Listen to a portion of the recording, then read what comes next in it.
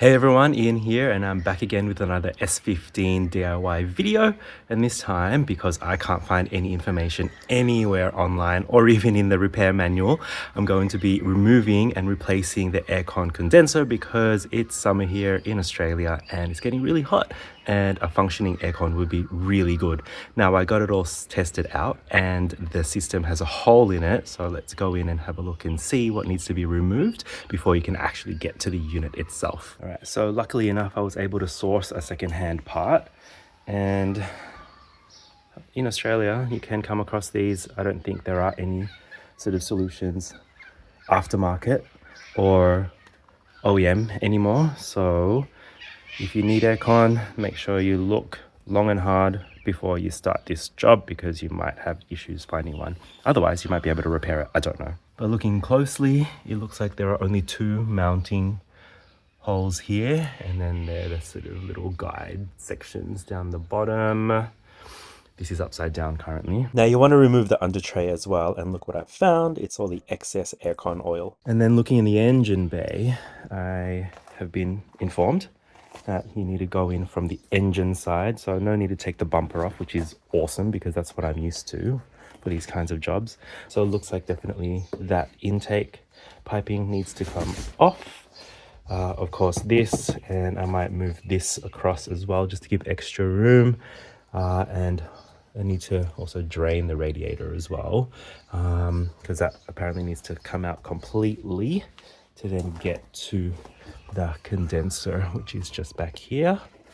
So I've got the long reach jack ready to go up and down, and I'll set up so that everyone can see what needs to happen. So as mentioned, you got to remove that intake and then remove some of those hoses to get clearance for the radiator assembly. Then finally loosen that front mount intercooler piping, and then you're good to go. So if you're here, make sure you like and subscribe if you find my videos helpful, because there's more S15 content coming. So far, the upper radiator hose has been removed.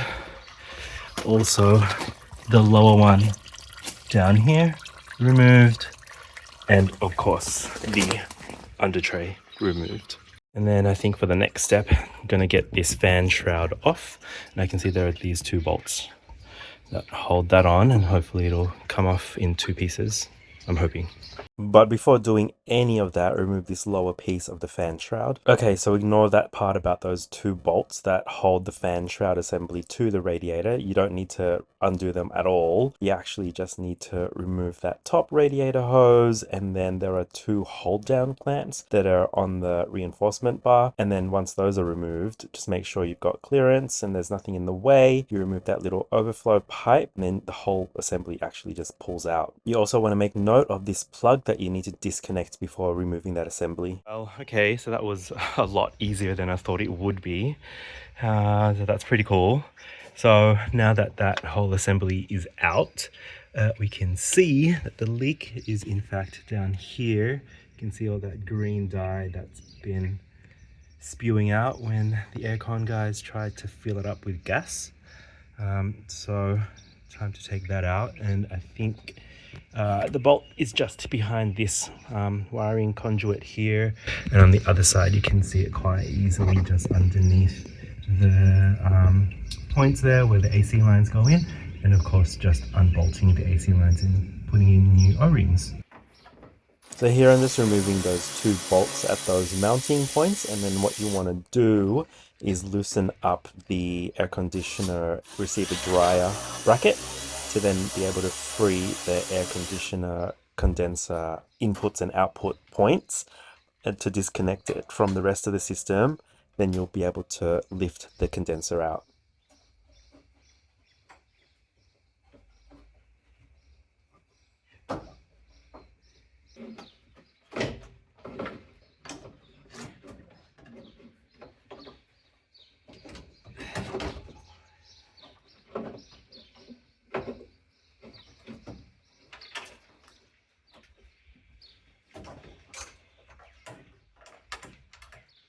All right, sweet, so that's removed. I don't think those two fans are meant to be there, so I don't know what someone's tried to do there, but anyway, I'm gonna see if I can get that repaired. There's where the leak is right here. And I found that I also needed to unbolt this, so that I'm guessing this is like the dryer or something. Can move around so that this line, you can clear it, and then you remove this side first, and then you get it out from that side, and then you can lift it out. All right, cool. Time to go back where we came from. Great, so that replacement one is in, and just got to make sure that at the bottom of the condenser that you fit these little rubber feet that help it locate into some holes, and make sure it doesn't sort of like rattle around. And then it's just a matter of changing the O-rings here, and should be good to put everything back in. Here you can see the O-ring sizes that I used to refresh the system.